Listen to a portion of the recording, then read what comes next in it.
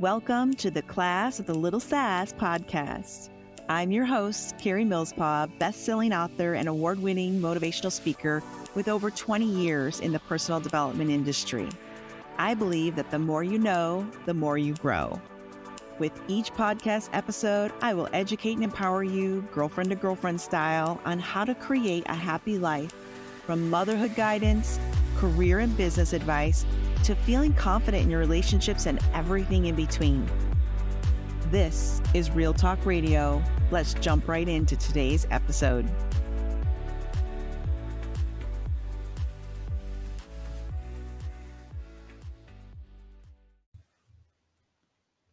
Hello, my dear sister friends. Hope you are having a fabulous day. Thank you for taking me along on your ride or your walk or whatever it is that you do while you listen to podcasts. Today, I want to talk about motherhood guilt and giving yourself permission to be human. Sounds simple, but any of us that have become moms, thinking about becoming moms, tried to be moms, might be even a stepmom or a patched on mom because someone needs a mentor like yourself to be in their life. It's all relevant. You all get the importance today.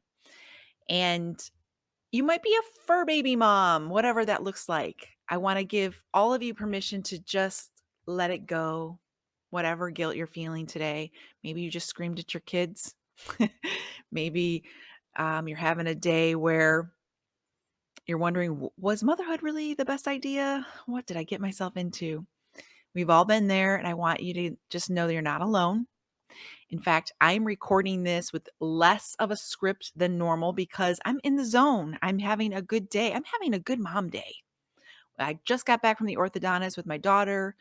She took a quick break from work to hop up to her dentist appointment and, just the things we do. Even though she's going on 19, she wants mom there. And it just feels good, I'm just so proud of her, the human she's become. Isn't that what it's all about, moms? You just want to raise a good human, right? You just want to feel good about the accomplishments that you've done and the milestones you've come through, from childbirth to teething to potty training to school days and everything in between, all the way to graduation day and more. The truth is, we'll always need mom. We'll always need her. I just had a 3-hour conversation with my mother not long ago, a couple days ago. You'll always need your mommy. It's not something you outgrow, and your kids will always need you too. Whether your mother's passed on or not, I'm sure you still feel the need to, I want to call my mom, or I don't feel good, I need my mom. All those things. Isn't it such a blessing to be a mother? And it's such a blessing to have that title. I don't take it for granted at all. Now, I'm going to throw some single motherhood in here too. And the reason why I focus more on females, naturally, that's my tribe, but I don't focus on the single dads as much or acknowledge them. And it's not because they don't deserve praise too, because they do. Single parenthood is tough. But I'm talking to the majority here. In 2021, 11 million single parented families out of 11 million, 80% of them were single moms. And then the following year in 2022, there were roughly 16 million children living with a single mother in the United States. Like 16 million children living with a single mom. And there was 3.5 million children living with a single dad. So I'm not picking on anybody. I'm just telling you how it is. Majority of single parenthood is moms. And I feel for you because I've been a single mom for 15 years. Now, the guilt, let's all be honest, it shows up instantly. Let's say, okay, actually it starts when you're in a relationship and everyone starts asking you, when are you going to be a mom? When are you guys going to have babies? I swear it happened on my honeymoon, like the night of my wedding. When are you guys going to have babies? So the guilt shows up if you don't want to be a mom. Maybe you're that lady out there that, that's like, you know what? I just want my career. Is that so bad? I don't think I want to be a mom. I want maybe 2 dogs or 2 cats or whatever that looks like. And that's okay. I give you praise, sister friend. Stand in your truth, be who you are. Don't let society make you feel guilty because you chose not to procreate. Okay. Let's give nothing but praise and love and support and kindness to the beautiful women out there that have chosen different paths. I was that girl. I was the career junkie. In fact, I still am. I I remember sitting in the church audience of my dad's church, and many of you know I'm a pastor's kid, and dad just talking about, I don't know if he was trying to portray selfishness of a female that, he described a female, and this is the only part of the sermon I remember because I perked up and sat up in my chair like, "Wait, that sounds cool. I want to be that." He was describing a selfish female that's going to ride around her little red sports car and just focus on her career and not be a mother or give back to society. I don't know what his point was because I only zoned in on red sports car and career. And I'm like, yes, I want to be career Barbie. Where do I sign up for that? I mean, who didn't grow up playing with Barbies? So, ironically, that stuck out in my mind. And that's what I was going to do. I wasn't going to get married. I wasn't going to have kids. You can ask my mom. I was going to live in the city, just be a career junkie, and have two German shepherds. They were going to protect me. I would walk down the street with one on each side. And that was my life. If you ask me in the 8th or ninth grade, that is where my head was at on my vision board back then. I'm going to do this. I'm going to be this girl. Then I met my ex-husband at 15, and then the story goes. You're together forever and ever, and then you get married and you marry your high school sweetheart and so on. Well, we were married 8 years before my daughter Shyla showed up. And we were doing the career junkie phase, flipping houses, renting them out. We both had two separate careers aside from that. That was just our side hustle. We were doing it. I felt, okay, I'm not quite in the city. I'm probably about 45 minutes from Detroit, which is fine. I'm not a total career junkie, but I kind of was. But I'm married, so there's that part. But I let that slide. I'm like, we'll let that go. But then something happened that changed everything for me. I was working with an endocrinologist. I have endometriosis. I was going through a lot of challenges. We were trying different type of medications, things that would stop your period altogether so that I wouldn't have so much pain and crippling pain during those times of the month. And many, many people have this. It's very common. But the one stipulation with having that is that you are not able to get pregnant very easily, so to speak. My doctor made it very clear, Karie, if you do get pregnant, you'll probably miscarry. You won't keep the baby. And unfortunately, he was right. That first pregnancy, I can remember doing what we all do. My monthly visitor hasn't shown up. I think I'll pee on a stick and see what happens. And I was literally on my way to a friend's baby shower when I had done a pregnancy test. And I remember looking at it going, there's no way. There's 2 lines. That's not possible. Wait, I can't get pregnant though. Wait, all the things go through your head. Your mind starts racing. And, it was just a little speed bump, unfortunately, but it was a painful one. And it taught me a lot of, by the time your mind gets ready to accept that I'm pregnant and you start to tell people, then you have the situation that shows up later where you almost bleed to death because you're miscarrying and you need to be rushed to the hospital. So, unfortunately, that pregnancy ended in sadness. And guess what? More guilt. Yes, that guilt. I must have done something wrong. I'm not meant to be a mom. What's wrong with me? Why won't God let me be a mom? All the guilt. See, the G word just keeps showing up. I'm the guilt because I want to be a career junkie and I don't want to be a mom. Then I get pregnant. And what do you know? I miscarry. Something must be wrong with me. More guilt, more guilt. I must have did something wrong. My body's messed up. I screwed up. I must not be a good enough person to be a mom. So, it just seems to chase us, doesn't it? Why do we put so much pressure on ourselves? Why don't we just let things be the way they are? For whatever reasons we can't understand. We don't see the whole picture. God sees the whole picture. Sometimes he's like, you're going to have to go through this little piece here. I know it's not the perfect next step, Karie. It might look more like a pitfall, but it's going to help you with that next step. It's going to give you the armor for the next step. It's going to prepare your mind, your body, your soul, whatever that looks like.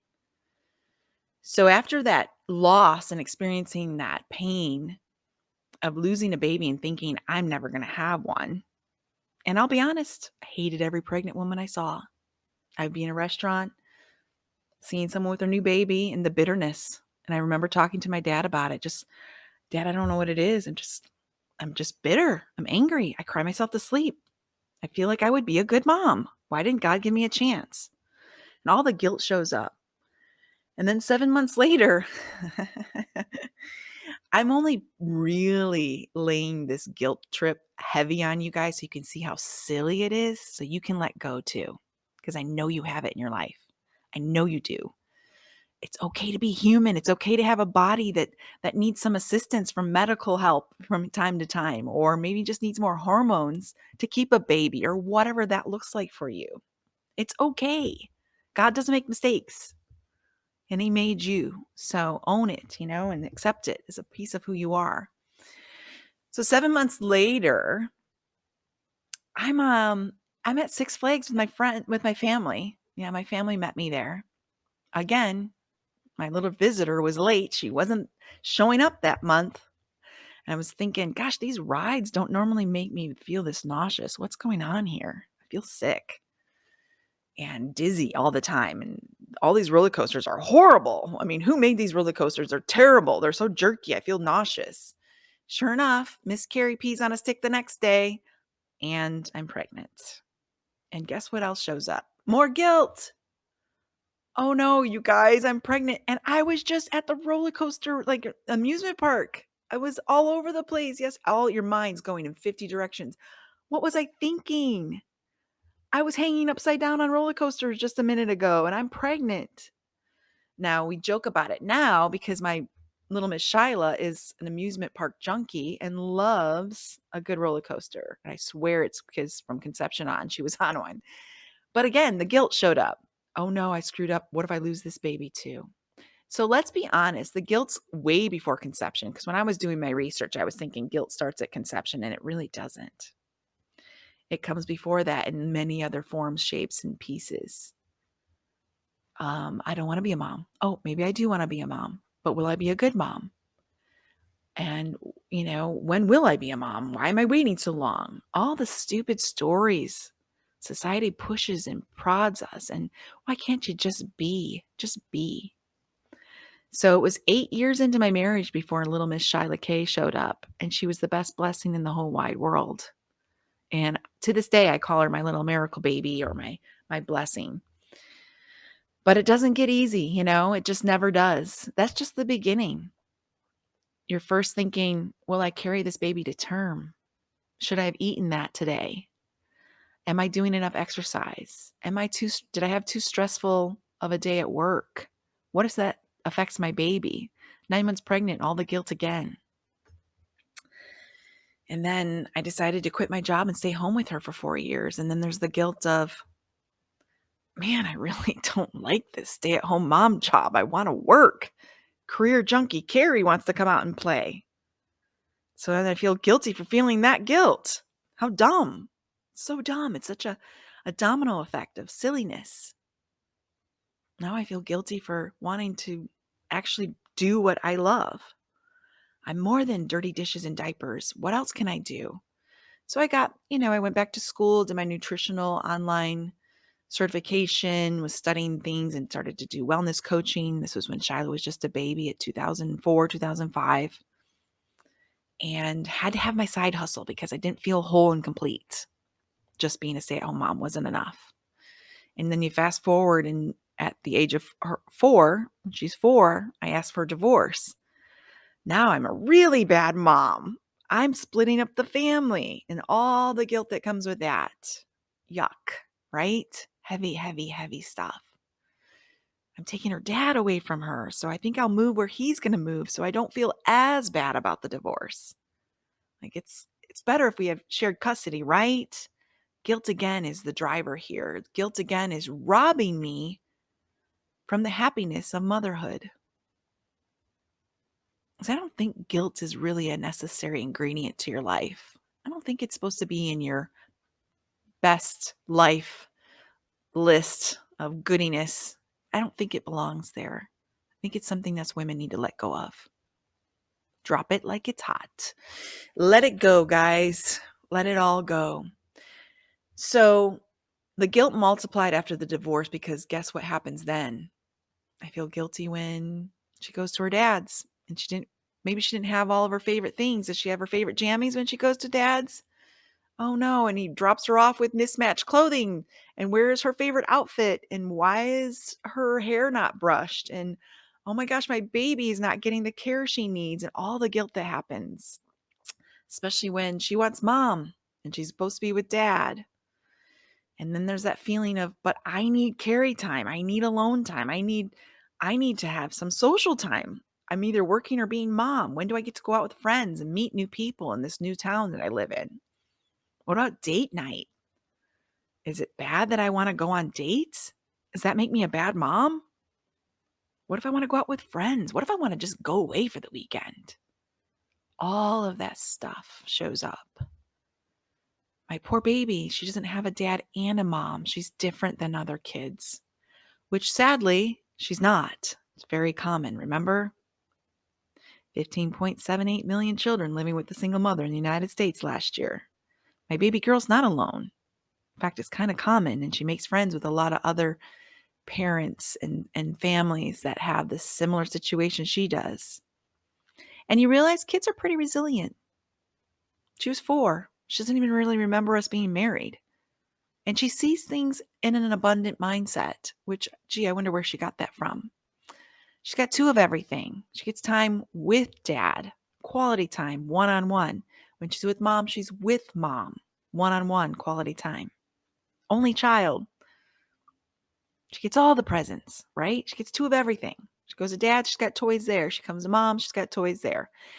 It doesn't have to be a stigma, guys. It just doesn't. I'm telling you, you get to create this. You get to change your story. You're not a statistic. You hold the pen. My biggest fear being a single mom was that I was going to be broke, poor, barely making it, living in a really bad area and letting my daughter witness prostitution on the streets, drugs, homelessness. That was my biggest fear, was I wouldn't be able to provide for my baby and that I would just be another statistic, which is a big number, and I'll spare you that one because it is a very high number of mothers that are just barely making it. But I didn't want that identity. I shook it off. No, I'm going to be successful. I've got career junkie Karie and stay-at-home mom Karie in my DNA, and we're going to marry those 2 together and figure it out. Which is when in 2013, I decided I'm going to build a business so I can be a hands-on mom. How can I be career junkie Karie and stay-at-home mom? I think I'll build a business that reflects what I need right now. And I was grateful that I was at home full-time by the time she went into 5th grade with my business. Now, it sounds easy on the outside looking in. Lots of messy chaos in between the phases. But when you know what you want for your children and you know what's going to work for you in your story, in the box you created, don't compare yourself to others. You make it work. You make it work. So do I have regret? Yes, lots and lots of regret. I was divorced. I was a hot mess. I was dating one guy after another, trying to figure myself out. I felt guilty for some of the people I even introduced to my kid. But at the end of the day, I have days like today where I look at my daughter and I'm so proud. So proud I want to cry right now. I love her. She is an emotionally mature woman. She just got promoted to management with her very first job ever. After a year, she's been promoted twice. She's been given responsibility. She's more mature than ever. It's like it takes a while to get to this level. You have to earn it. It's all the tears behind all of the crazy up all night chaos and the anxiety of being a single mother and her anxiety that we've landed where we are. It's never easy, but you hold the pen. You hold the pen. You get to write the story however you want. It wasn't always like this. There was times where she would want to sleep with mom until she was 8 years old, banging on my bedroom drawer, and I'm trying to break her of the habit because no one's getting any sleep when your kid crawls in bed with you. You've got to break the habit as much as it hurts, both of you. It really does. There's the insecurities and the bullying at school, and I'm never going to be there for her when she needs me because I have to work long hours. And again, the mommy guilt just never goes away. It's learning how to cope with it. It's learning how to shape it into something else. Because I can talk about it all day. At the end of the day, you're going to still feel guilty. You're going to turn off this podcast and snap at your child because that's what we do. Mommy's busy right now. What do you want? Can't I just go to the bathroom in peace? Good grief, mommy's changing. Why are you opening the door? All the things, right? Shyla still walks in on me. She just did it this morning. Like, can I have 5 minutes to get dressed in peace? Don't you care? And you're like, this is my space. I'm going to the bathroom. What do you want? I swear they know as soon as you get on the phone, go into the bathroom, getting in the shower, whatever it is you're trying to do on your own terms, that's when the kids need you. And it doesn't go away. I'm sure I still bug my mom at the most inconvenient times. And I'm 2,000 miles away from her. It's just a part of the story. So how do we get to live with the guilt? How do we get to shape and remold it? How about we look at it differently? Guilt is more of a touch point. Think of it as a nudge to look inward. It's a God nudge. Why am I feeling guilty? Whenever you're feeling a negative emotion, it's time to get quiet and ask yourself some questions. What is going on here? Maybe the guilt I'm feeling is because I'm trying not to be like my mom. Any of you have goals like that out there? I'm going to do my best to not raise my kids like my mom raised me. Or it could work the other way around. I want to raise myself like the neighborhood's mom that I grew up with. We're always comparing. Where's the guilt coming from? Maybe it's because you haven't taken any time out for you in a long time. Self-care is not selfish. Me taking those weekend trips every now and then, sure, I felt guilty in the beginning and packing a bag, going with a boyfriend to, like somewhere out in nature, going whitewater rafting or camping, snowboarding, whatever it was that time. But during that time, I was so refreshed. I could feel myself being rejuvenated, and I couldn't wait to see my baby girl. You've got to have that time to regroup and remember you're more than just a mom. You're more than dirty diapers and dishes. You have a life too, and they will love this part of you. Who doesn't want a fresh mom coming off of a weekend where she got to laugh and be carefree and sleep in and eat whatever she wanted and not make mac and cheese for once, okay? Let's be real. Who doesn't want that? It's just kind of a beautiful space to be in. Of course that mom's fun. She's fun mom now. She's laughing more. She wants to play with me because she's full. She's filled up. You can't pour from an empty cup. I say this so much. They're going to put it on my tombstone. There's Karie. She must have been pouring too much from an empty cup. Here she is. Rest in peace. You can't do it. I know we want to pour ourselves into our babies. We love them more than life. I still kind of sort of stalk my baby when she's sleeping, my 18-year-old baby, because there's just something peaceful about watching them sleep. The other night I put on one of those fun little facial masks, the sheets that you put on, and they come in white. And there was this new one that I tried. It was a charcoal black. And I thought, oh, I'm going to go scare Shyla. I throw it on, and she had a long day. She's all curled up in her heating blanket. I go and kind of tap on her bedroom door and walk in, and I'm all ready to scare her because I've got this charcoal mask on my face and I probably look hilarious. But she was fast asleep. She ruined it for me. But I won't lie. I stood there for a few minutes just looking at her. Should I wake her up? I'll really scare her now if I wake her up this way. But instead, I just looked at her. I was like, she's still got that same baby face. It's still there. The same one I brought home from the hospital. It's still there. The infant I would look at all the time sleeping in my arms, she's still there. She's beneath that mature 18-year-old, soon to be 19-year-old baby girl. But if I didn't fill up Karie and take care of me and go after my dreams and goals, she would only have, gosh, just static. It wouldn't be a full mom. She would just kind of half be there.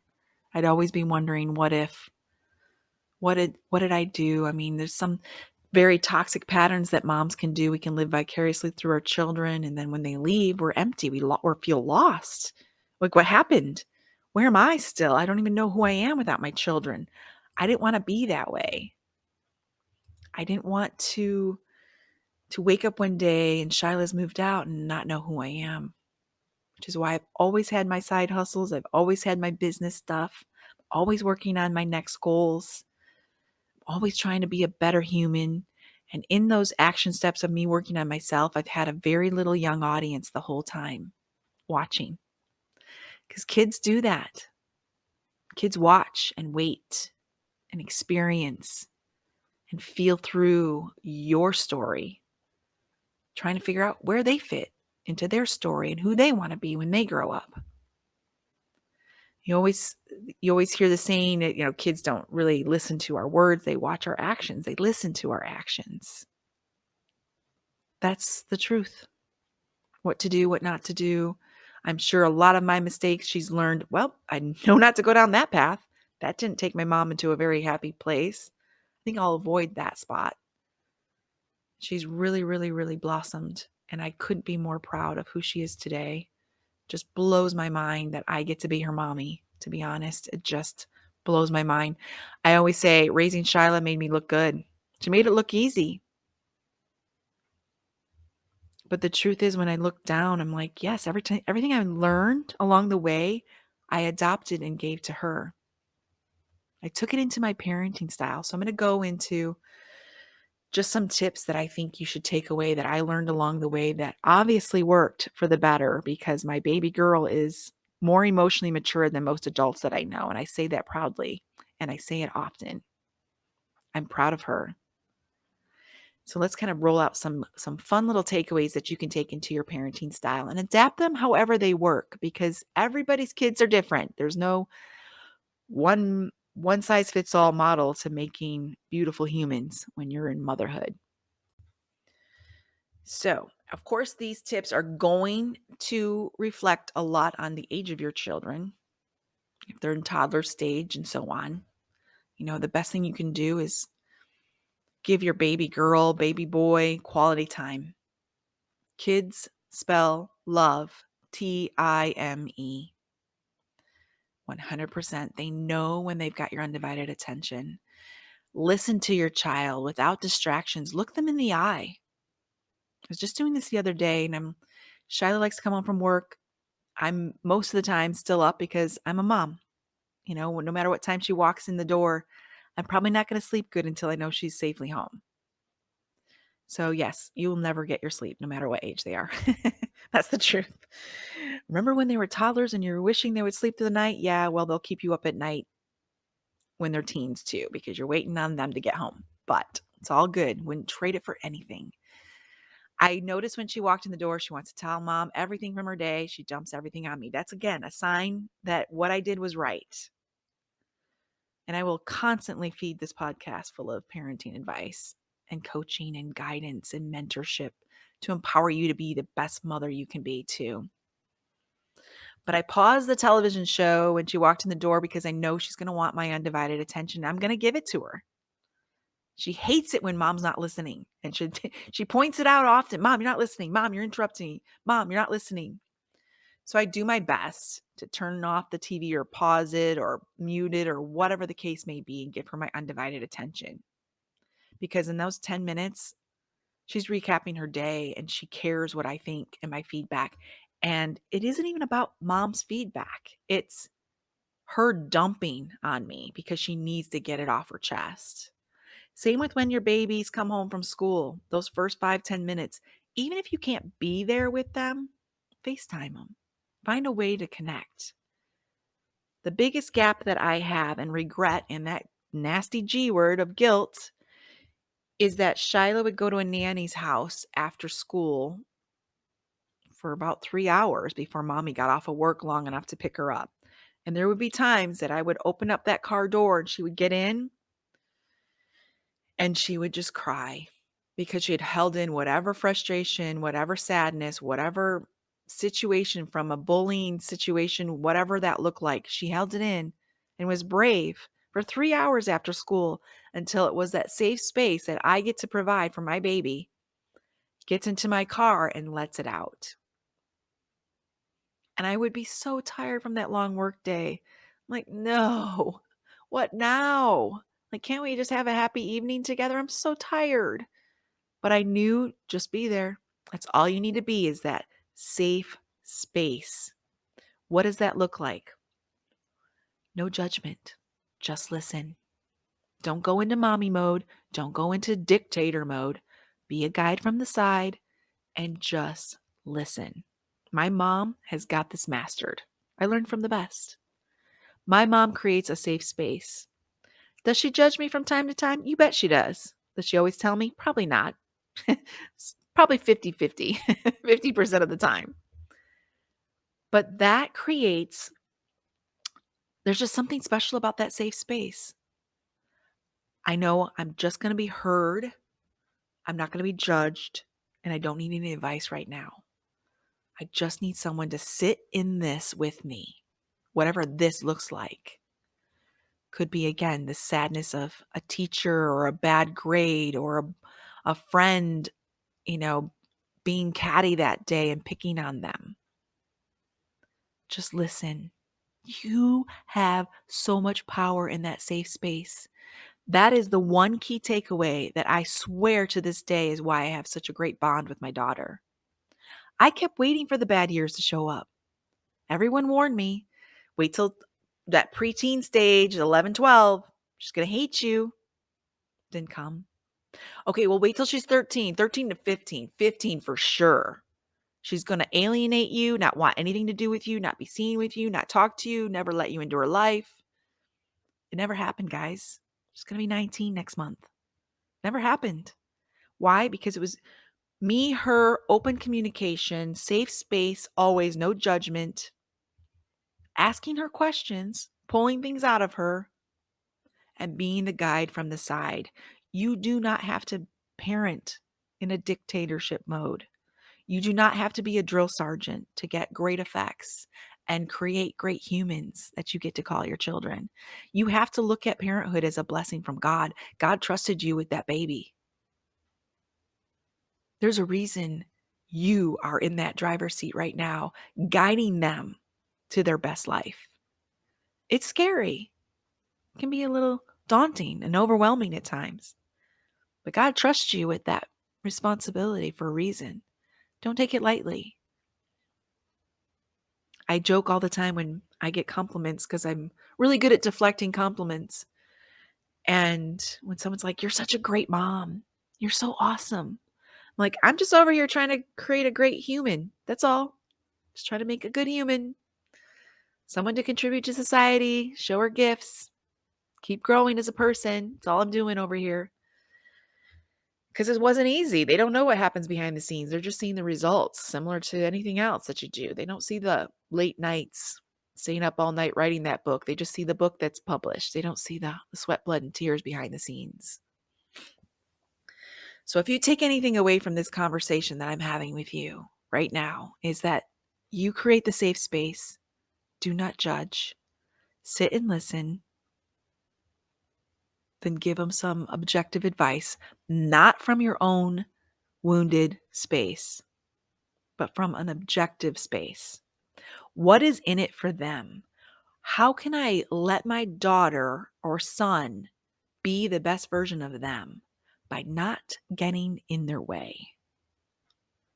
We are so easy to jump right in and try to shape them into who we think they're supposed to be instead of who God designed them to be.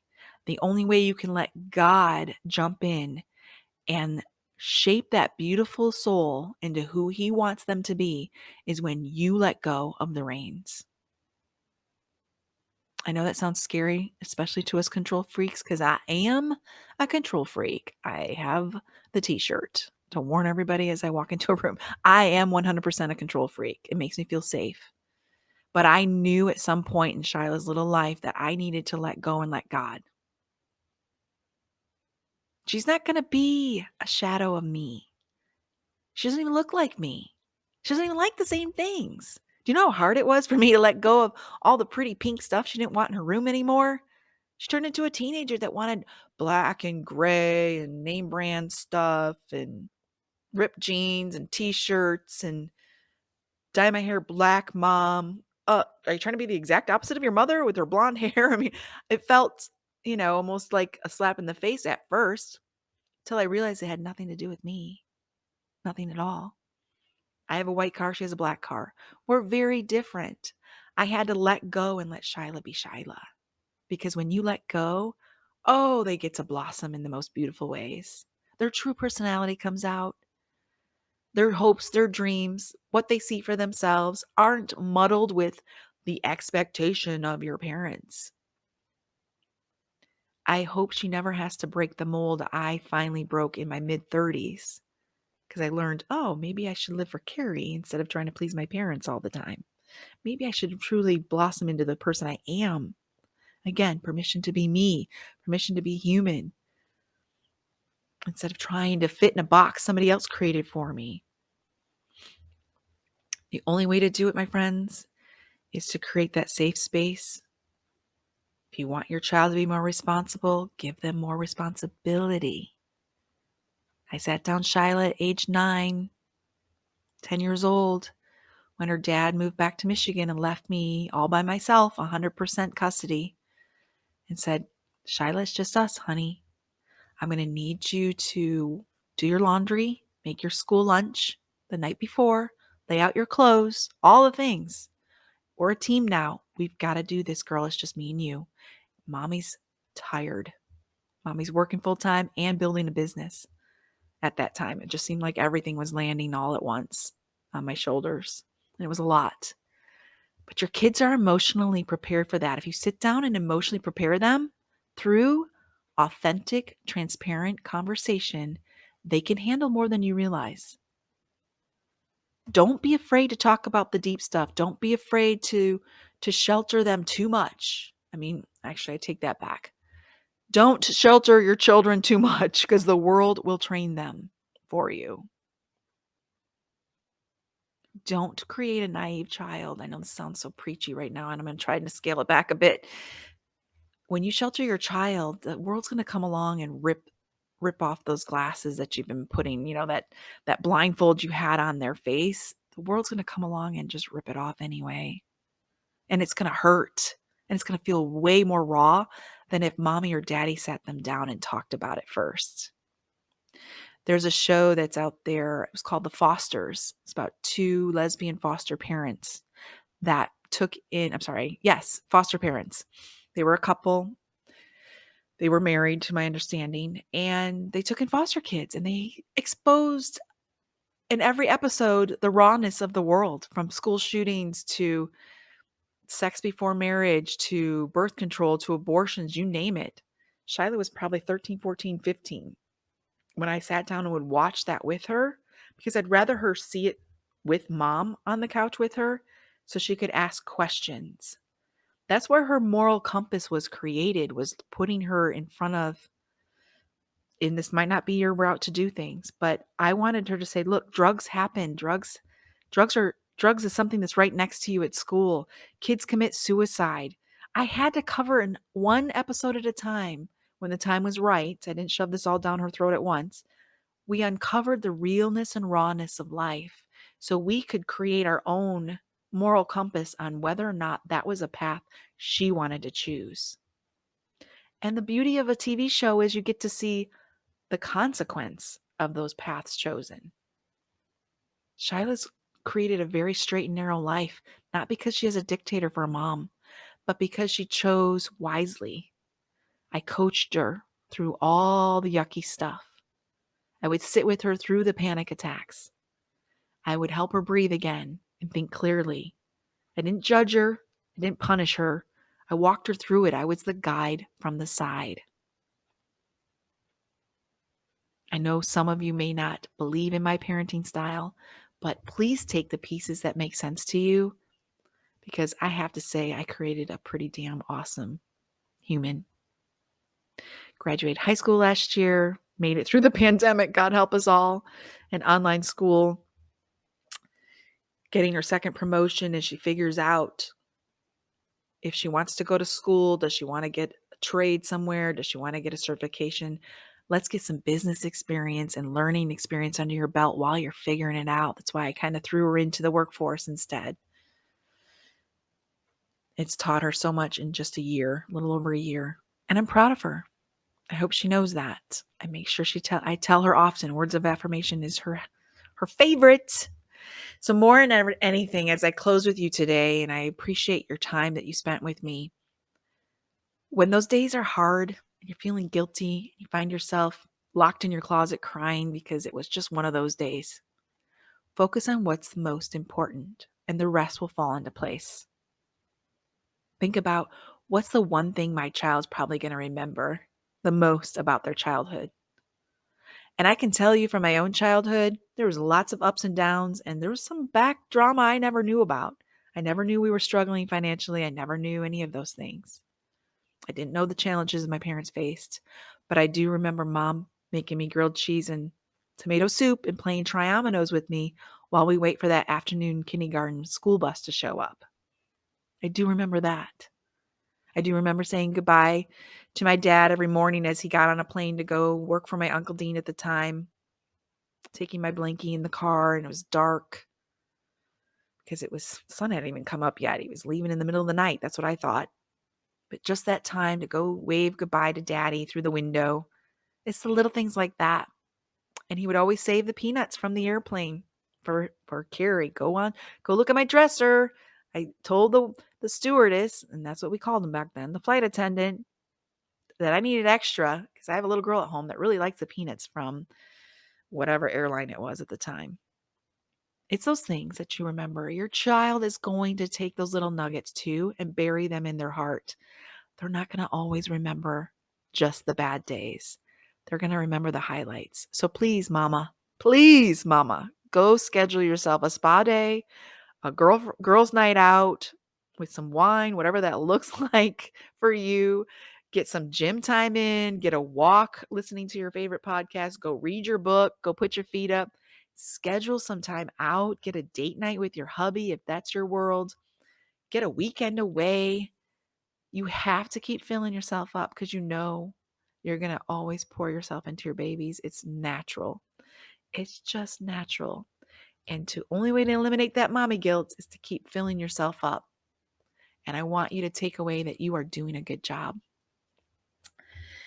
You're doing great. They don't come with manuals, unfortunately. And I know you're doing your best. And even on your worst days, you're still doing a great job. These moments and years are fleeting. The rewards you get just keep coming years and years and years after the tough times when they just want mom. It's a beautiful thing. Big hugs, big love. I appreciate your time with me. Go have a fabulous mommy day. Hi there, friend. If you enjoyed this episode, do me a favor and double check that you're subscribed or following. And if you've got a quick 30 seconds, it would mean the world to me if you could leave me a 5-star review and share what you specifically liked about this episode.